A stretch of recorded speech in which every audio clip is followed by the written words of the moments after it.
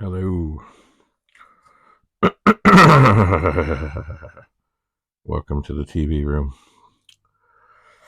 David Bradley here. I have the desoldering iron heating up. I do. And the targeted area is right here. Right there. There is another RAM chip. There it is. I'm not sure if we're hot enough yet. We might be. But this should not take too long, I hope. So we lay that down there. Maybe we are not hot enough yet. Or let's work it around a bit. No, that did not seem to come out very well at all. Let's try this one.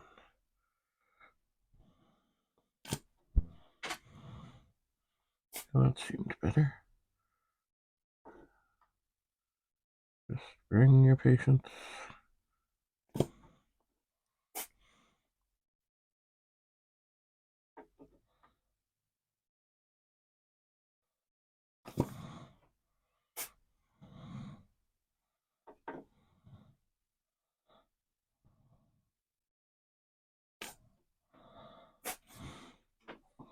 Hard to tell. I think these are going all right, although this first one, I don't think it did. We'll see about that. Let's move down here to try this one here.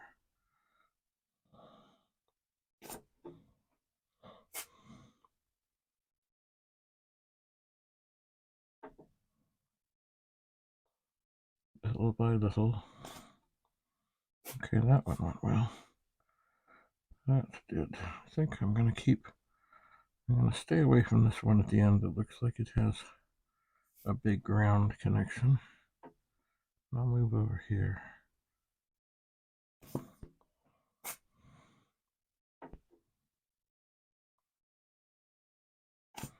The way this works here is it's basically a soldering iron.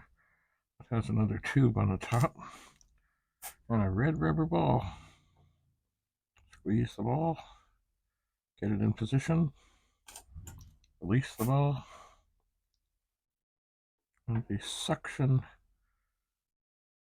power is released.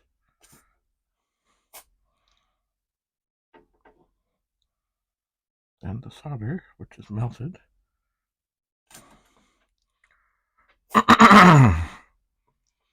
comes out.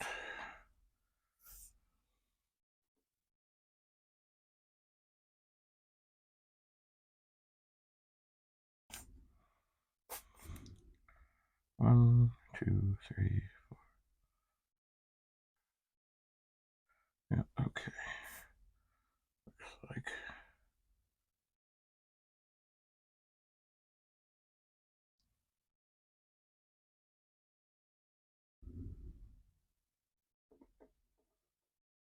this one's on a bit of a ground.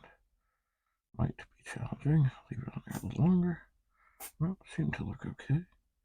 This one's bent. It's definitely bent over. Oh dear.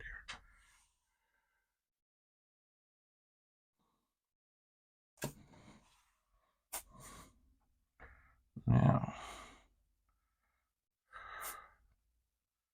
that one doesn't look so good.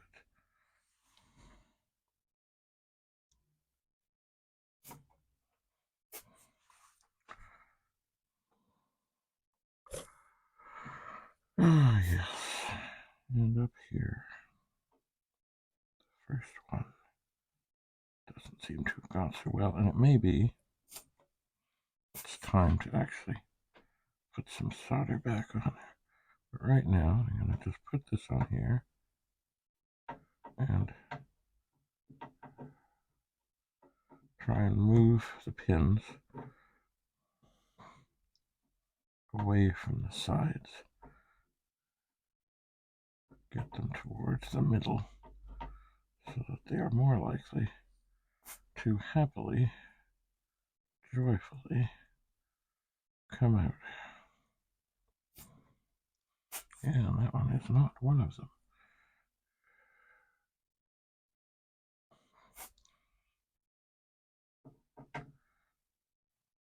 One of the things that, of course, happens is if you get some of the solder out, then you don't have as good a suction. But ultimately, want to get everything as clean as possible. You don't want to be ripping traces. You do not.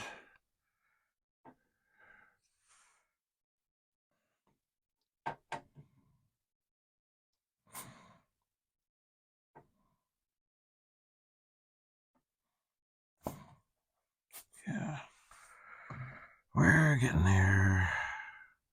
But in looking down here, it's, well, I'm looking into the camera here. Yeah, there's more to be done here. There is, especially like that.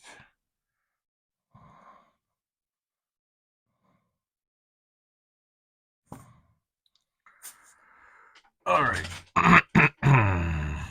it's time to grab a little solder.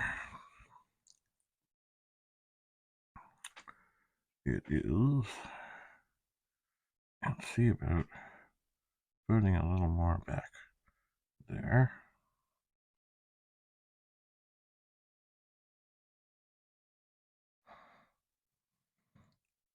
Hello. Why won't you flow?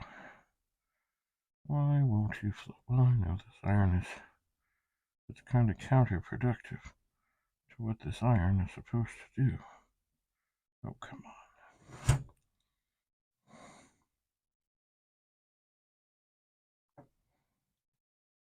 Oh, it seems to be taking it inside. Maybe what I need to do, squeeze out a little bit. Oh, maybe I need to heat the other iron.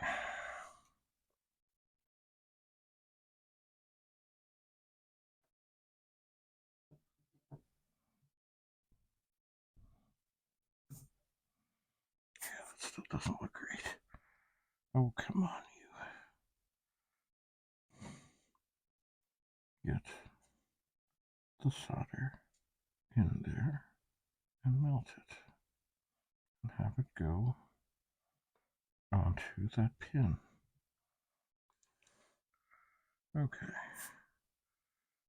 And then come back and get it. Yeah, I think that was better. I think it did. Oops, the board shifting.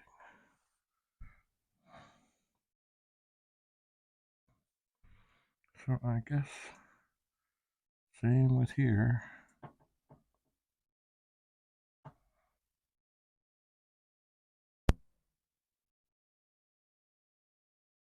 And here. Maybe I need to, at the beginning, leave things to heat up a little longer. Alright, so I'm going to squeeze and wait so it gets the maximum temperature. Go on here. Smoke is flying. Suck it out.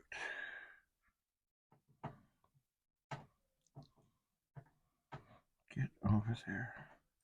Where is the pin? Oh, okay, there's the pin. Well, there seems to be a lot of it there, but I don't know how it did.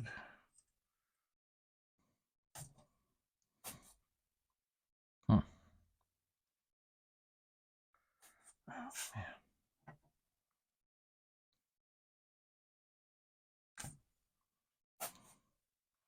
All right. I'm going to set the iron down. And I'm going to pick the board up.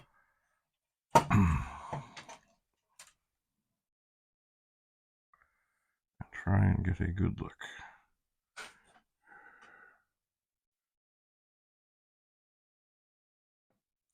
at all the pins.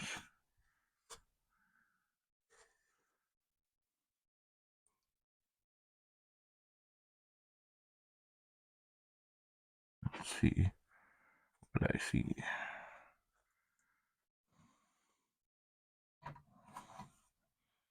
All right, now at this moment, I know you can't see what I'm doing, but I really can't get the thing in position as I would like to and get this out as safely as I can. So I'm going to give a little bit of a pry onto this chip with the chip puller, courtesy of Alpine at the World of Commodore. And it is moving. It is moving.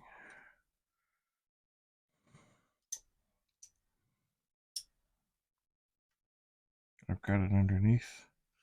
I am twisting gently to try and free everything up. And it does seem to be out. All the pins are pretty okay, pretty intact. And I'm going to look at the holes. That I can do over here with you. Where'd it go? Oh, there they are. And the holes actually look mighty fine. They do. So there. We have removed another RAM chip, which means I can now, oh, that iron is hot. I can unplug the de-soldering iron, move it slightly aside to give it a chance to cool, and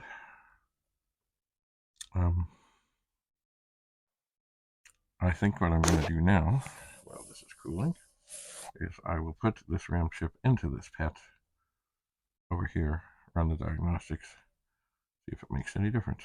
So stay tuned for more exciting diagnostics on the Commodore PET. Bye for now.